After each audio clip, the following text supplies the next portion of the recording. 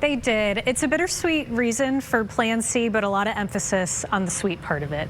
Lisa and Peter were supposed to get married in August in Rhode Island, but Lisa's father, Jim, was recently diagnosed with glioblastoma. Just last year, Lisa lost her older sister, Kate, to the same disease, and they say Kate lived by a simple mantra, and that was choose joy. So Lisa and Peter did just that. Their plan B was a City Hall wedding tomorrow. That got canceled. So that led to the last-minute Plan C, a small ceremony inside their hotel downtown, surrounded by their closest family and friends, and with Jim right by Lisa's side.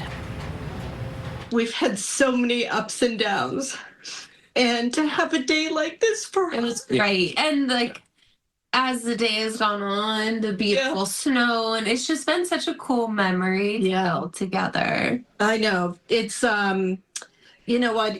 She had a perfect day, and everything was so beautiful. And if I had 10 daughters, I'd want a guy just like Peter for every one of them.